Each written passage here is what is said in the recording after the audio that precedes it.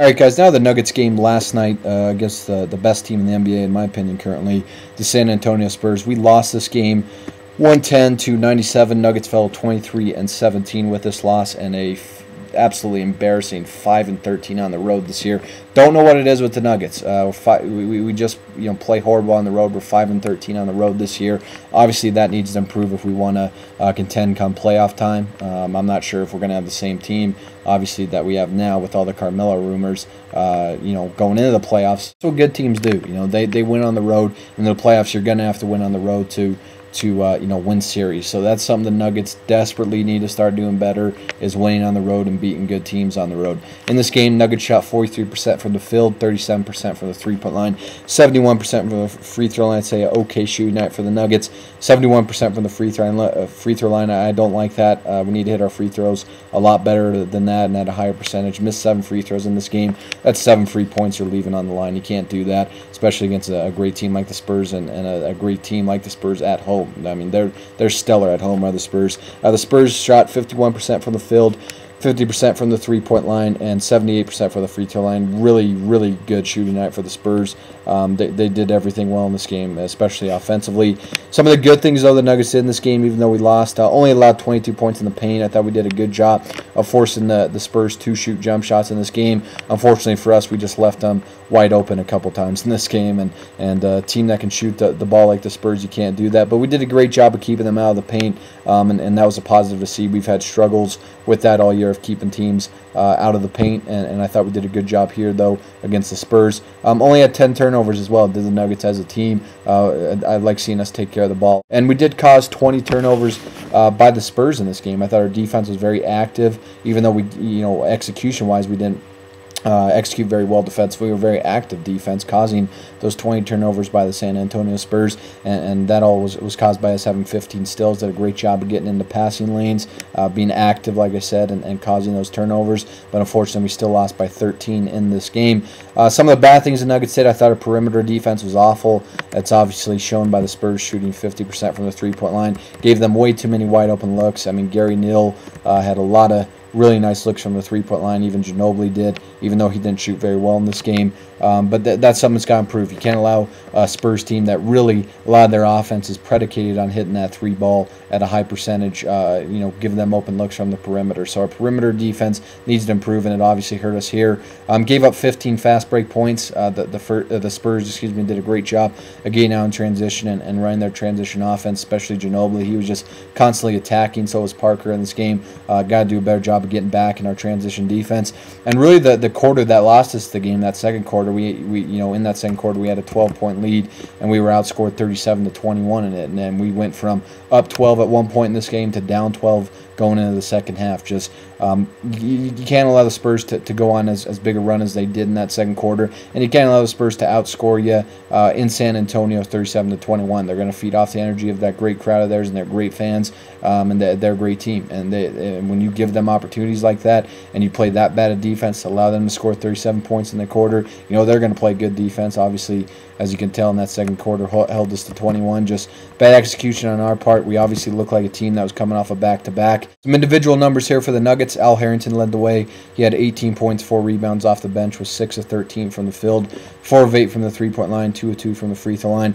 Don't like seeing Al take 8 three-point shots in a game, but he did hit 4 of them. I mean, he shot 50% from the three-point line. That did a great job of coming in off the bench. He played with a sense of urgency, played like a guy that cared, wanted to win the game, played with a lot of effort and energy off the bench. It gave us a lift offensively in that third quarter. We had a little momentum there for a while because of Al Harrington, and he really was our go-to guy almost throughout the whole game. I mean, Chauncey didn't play well offensively, neither did Carmelo, but I would like to see Al rebound the ball better, and I'd like to see his shot selection be a little better. Like I said, he gets 3 happy a lot, and that's one thing. I think if Al would just attack the basket more, score in the post more, and shoot the mid-range jumper more instead of predicate all of his offense on a three-point shot, he'd be a much more effective scorer than he already is. He did do a good job of that, though, at some certain points in this game of attacking the basket. Nene also had a solid game. He had 17 points, 7 rebounds, 5 steals, 4 assists. Did a great job of causing turnovers. Like I said, Nene is one of the most underrated big men in the NBA when it comes to stealing the ball. He had 5 steals in this game, had 4 assists as well.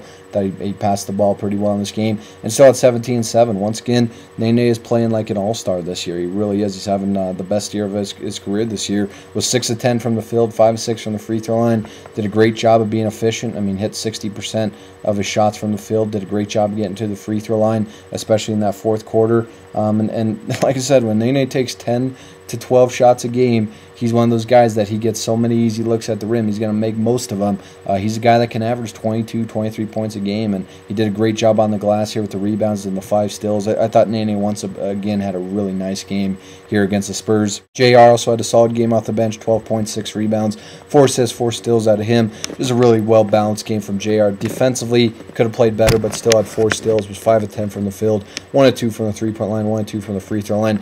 Had 2 really thunderous dunks in that second half. Did a great job of attacking the basket all night, and contributed. I mean, he did his part. He came off the bench, had 6 rebounds, the 12 points, the 4 assists, the 4 steals. Like I said, this is the most efficient I've ever seen J.R. Smith play as a Nugget. I think his shot selection has improved this year. He's done a better job of attacking the basket instead of settling for tough jump shots or the three-point shot. I think he's done a great job of that this year, and he's done a great job on the glass. 6 rebound game for him here. He's done a really good job of upping his rebounds this year, and had 4 assists, 4 steals. He's becoming a more willing passer. His defense is improving. You just got to give J.R. Smith credit. A guy that I think has really matured a lot overall, just as a person, as well as his overall basketball game. He continues to look better and better each game, and like I said, his rebounding's up this year. His defense is improving. He's doing a much better job of finishing at the rim this year and attacking the rim more instead of settling for that three-point shot, and he had another nice game here off the bench. Into the Spurs, Tony Parker had an outstanding game. He had 30.7 rebounds, 4 assists. We just cannot stop this guy. Parker was 11 of 15 from the field, 2 of 2 from the three-point line, 6 of 6 from the free throw line. The 2 3-point shots he hit were both contested by Ty Lawson. I mean, Tony Parker's not a great perimeter shooter when it comes to his three-point shot. It was just good defense by Ty Lawson, but a better shot by Tony Parker. Both those three-pointers he hit. Great job of coming off the pick and roll and just pulling up and hitting that elbow jumper, and he consistently just kept doing that over and over again, and he did a great job of getting to the rim. I mean, he had so many layups in this game. It wasn't funny. I mean, it got frustrating to watch as a Nuggets fan. We allowed Tony Parker off the pick and roll to score way too easily. Ginobili had 18 points, 7 assists, 3 rebounds, 2 steals. Was 5-15 from the field, 1 of 6 from the three-point line, 7 of 7 from the free throw line. Got some really questionable calls, in my opinion, did Ginobili in this game. Like I said, there was one official, I believe he's a rookie official. I would have swore he was Manu Ginobili's brother with the calls he gave Manu. Manu Ginobili's a guy that's very frustrating for me to watch as a basketball fan. He really does a great job of accentuating contact. He flops. That's just ugly basketball. But he's a hell of a player, and once again, he did a great job of coming off the pick and roll offense and scored a lot of his points off that. Didn't shoot great from the three-point line, but did a great job of running the Spurs offense, sharing the ball. He had 7 assists, and we just couldn't stop him and Parker off the pick and roll. That really hurt us in this game. You got to attack the ball defensively, and we didn't do that. We let them set that pick and roll offense up all day, and Parker would just pull up for that little elbow jumper or get right to the rim. I mean, there was little communication defensively, and obviously there was no help defense off the pick and roll. I mean, Parker got so many layups in this game, and Ginobili also capitalized on that. Ginobili did a great job attacking the interior of our defense and then kicking it out to a wide open guy, in the corner for a 3. A lot of times that was Gary Neal or George Hill, and that killed us. Manu Ginobili's passing did, so that hurt us in this game. And once again, Manu Ginobili had a good game against us, even though he didn't shoot well. George Hill and Gary Neal, both these guys had really good games for the Spurs off the bench. They combined for 28 points. They both combined were 8 of 15 from the field and 6 of 10 from the three-point line. Left both these guys way too wide open. Once again, that just a lack of communication defensively, especially in our rotations. We didn't execute well there.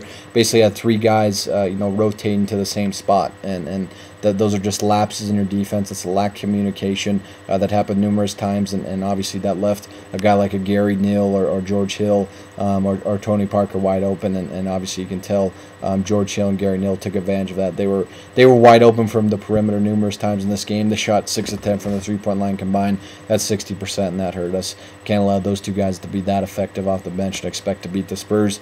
And the wild card player for the Spurs has to be Tim Duncan. He was held to 9 points. I thought Kenyon Martin's defense was pretty good on him in this game, but he did have 16 rebounds. Didn't do a good job of keeping him off the glass. He had 4 assists as well and 3 blocks. 2 of those blocks were on Nene in the fourth quarter. Was 3 of 7 from the field, 3 of 4 from the free throw line. He really he really helped the Spurs in this game. Not necessarily with his scoring, but with his rebounding. I mean, we have to do a better job of keeping good rebounders like Tim Duncan off the glass. Like I said, at 16 boards and had 3 blocks. He did a good job defensively for the Spurs. So now we're 0-3 against the San Antonio Spurs this year. It's very frustrating. Obviously, the Spurs are a better team than us, and they've proven that on 3 different occasions this year.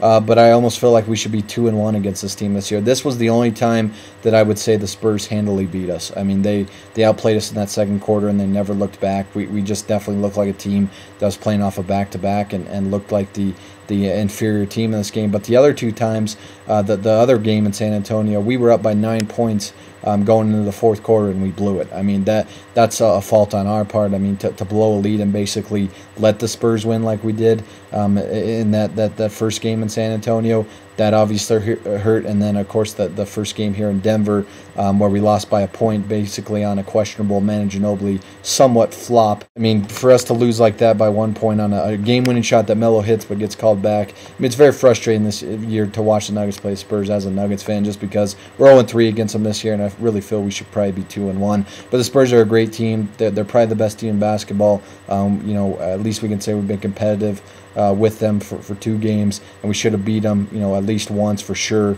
here in Denver. We lost basically because of a bad call, and that second time we had a 9-point lead in San Antonio, going into the fourth quarter and blew it. That's our fault. But Spurs are a great team. We'll see them one more time this season, and we got to put this game behind us. NBA season's a long season. You got to take it game by game, especially with our group of guys that we have on our team right now. The things surrounding our team off the court with Carmelo and all the trade rumors and our front office, things like that. Just got to focus on basketball. As a fan of the Nuggets, just got to focus on what I and what you guys that are watching this can control as fans, and that's just rooting for the guys on the floor, and our guys that are playing got to focus on what they can control, and that's playing basketball. And right now the Nuggets' sole focus has to be on the Oklahoma City Thunder. We play them Wednesday. They beat us the first time in OKC. Of course, we didn't have Melo in that game, so it's going to be a fun game. Division rival, always like playing the Thunder. Going to be at home, and hopefully we can get a big win. Got to focus what they can control on, and right now that's focusing on getting win number 24, and that's focusing on beating the Oklahoma City Thunder on Wednesday. So thanks for watching, guys. As always, I appreciate it. Go Nuggets.